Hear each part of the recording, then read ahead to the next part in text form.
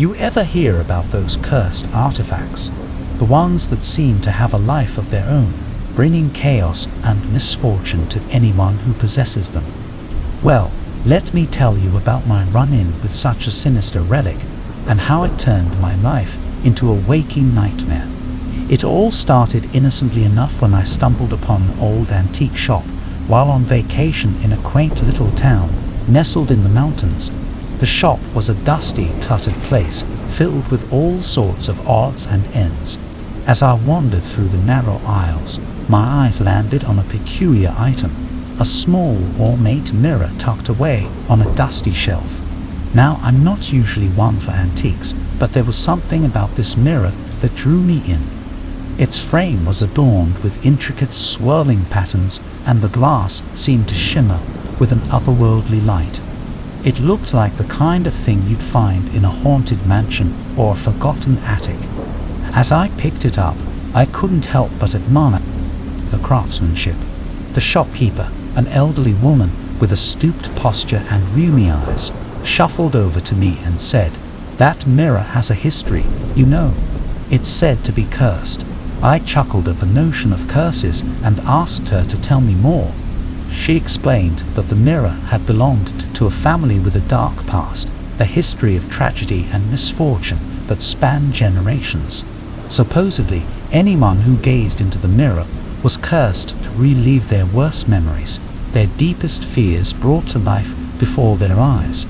Now, I've always been a skeptic when it comes to the supernatural, and I thought the old woman was just spinning a good yarn to make a sale. But something about the mirror, its enigmatic allure, made me decide to take it home with me. That night, in the dim glow of my bedside lamp, I examined the mirror once more. It was even more mesmerizing in the soft light, and I couldn't resist the temptation to gaze into it. At first, I saw nothing but my own reflection, my tired eyes staring back at me. But then, as I continued to look, the mirror began to change. The room around me faded away, and I found myself standing in a place that was both familiar and foreign. It was my childhood home, but it was different, as though I had stepped back in time. I watched in horror as a scene from my past played out before me, a moment of pain and heartbreak that I had long tried to forget. I tried to look away, to break free from the mirror's grip, but I was trapped, a silent observer in my own past. The memories continued to unfold, each one more painful and raw than the last. I relived my worst moments, my deepest regrets, and the mirror revealed in my suffering. Days turned into weeks as I became obsessed with the cursed artifact. I couldn't tear myself away from it, couldn't stop the relentless onslaught of memories it thrust upon me. I stopped going to work, stopped eating, stopped sleeping. My life became a never-ending cycle of torment, trapped within the confines of that accursed mirror. And then one fateful night, as I stood before the mirror, watching yet another painful memory unfold, I noticed something different. A figure, a shadowy presence, lurking in the background of my past. It was subtle at first, but as I continued to watch, it became more pronounced. I couldn't make out the figure's face, but I could feel its malevolence, its dark intentions. It was as if the mirror had conjured a sinister entity from the depths of my own subconscious, a manifestation of my deepest fears and regrets. As the figure drew closer to my past self, I realized with a sickening sense of dread that it was reaching out for me, trying to pull me into the past, to merge with the version of me that existed in those memories. I struggled to break free, to resist its grasp, but it was no use.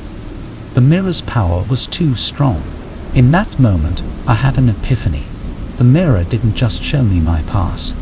It allowed me to change it. With a newfound determination, I focused all my willpower on altering the course of those painful memories. I confronted my regrets, my mistakes, and made different choices that led to a better future. And as I did, the figure in the mirror grew weaker, its malevolent presence waning. I could see the fear in its shadowy eyes as I took control of my own narrative, rewriting my past and in turn my future. With a final burst of effort, I shattered the mirror, breaking free from its cursed hold.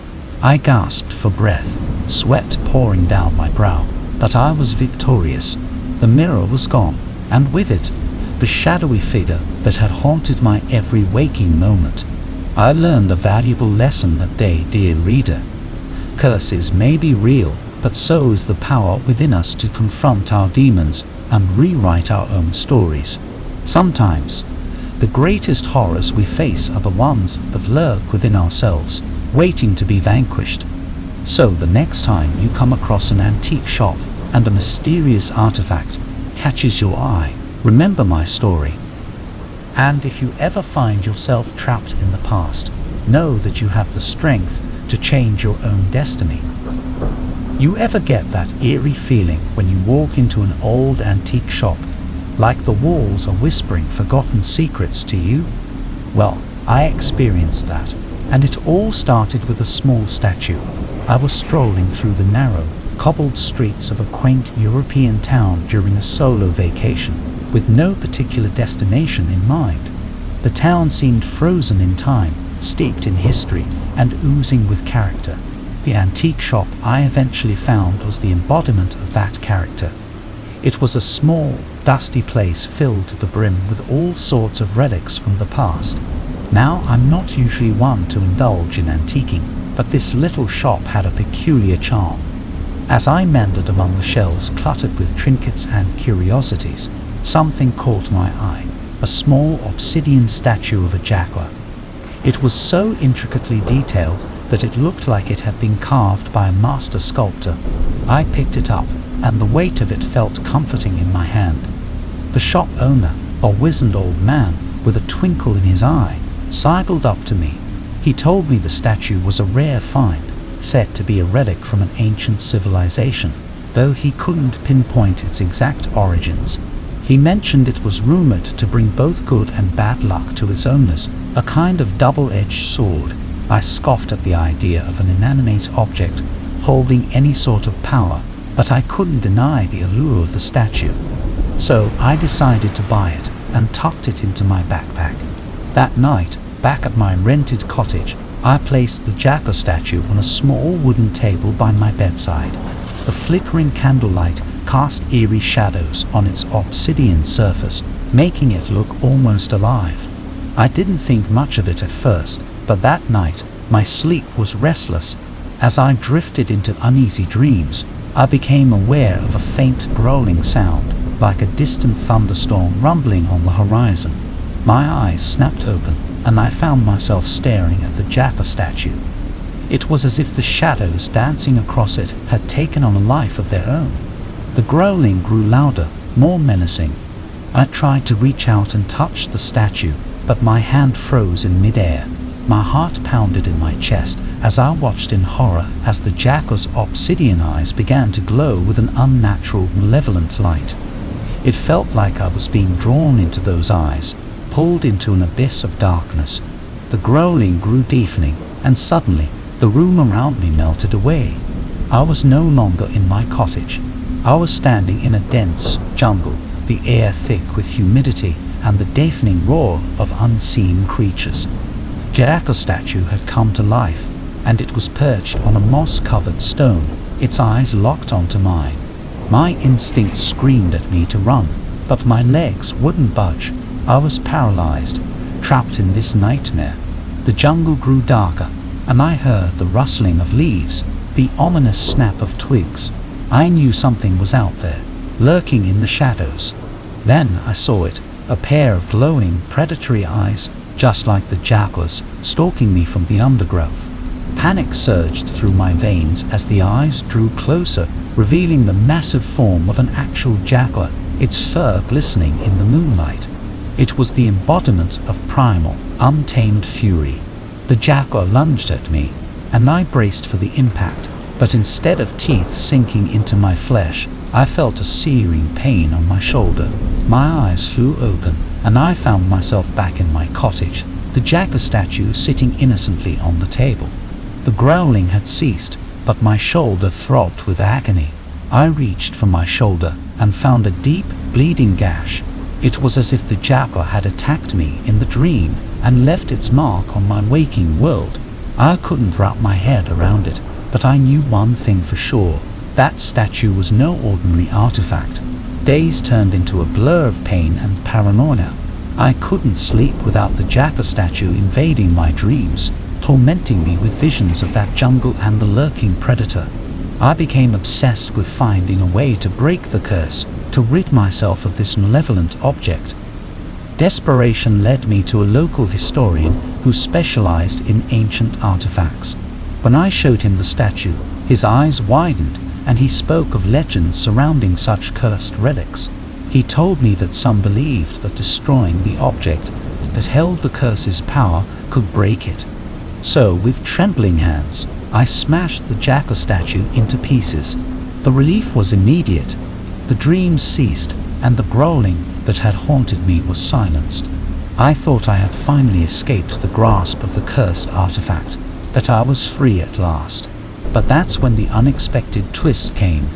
As I stood amidst the shattered remnants of the statue, a sinister laughter filled the room. It echoed all around me, a chilling disembodied sound that sent shivers down my spine. And then, from the wreckage of the statue, emerged a shadowy form, an entity with jackal-like eyes that glowed with a hunger for revenge. The curse had not been broken, it had merely been unleashed. The malevolent spirit, once bound to the statue, was now free, and it had a bone to pick with me. I had underestimated the power of that cursed artifact, and now I was faced with a horror beyond my wildest nightmares. The jackal spirit, free from its prison, would stop at nothing to exact its vengeance, and I was its sole target. So, dear reader, take heed of my tale, for there are things in this world that defy explanation and reason. Some relics hold a darkness that cannot be contained, and once unleashed, they can consume your very soul. Beware the allure of ancient artifacts, for you may find yourself trapped in a nightmare from which there is no escape. Alright, so you want a horror story? Well, I've got one that'll chill you to your core. It all started with a simple stone, of all things. Just a plain old rock, or so I thought. But as you're about to find out, looks can be deceiving. You know how it goes. The antique shop at the corner of Elm Street, the one with all the odd trinkets and dusty relics. Yeah, that's where I found it. The stone was sitting on a rickety wooden shelf, surrounded by porcelain dolls and tarnished silverware. It didn't look like much, just a grey, smooth stone about the size of my palm. But something about it drew me in. I picked it up, and the moment my fingers brushed its surface, I felt a shiver run down my spine. It was like a bolt of electricity shot through me, but curiosity got the better of me. The shopkeeper noticed my interest and offered it to me for a mere $10. I couldn't resist the bargain. As I walked home with the stone in my pocket, I couldn't shake the feeling that something was off. It was just a rock, right? But it felt like it was pulsing, like it had a heartbeat of its own. I chalked it up to my overactive imagination and went about my day. That night, I placed the stone on my bedside table, thinking it might make a cool paperweight. But as I lay in bed, I couldn't sleep. My mind was racing, and I kept staring at the stone. It was almost like it was calling to me. So, against my better judgment, I picked it up. The moment I held it in my hand, I was transported to a dark, eerie forest. The moon hung low in the sky, casting an eerie glow on gnarled trees and overgrown bushes. I could hear whispers all around me, but I couldn't make out the words.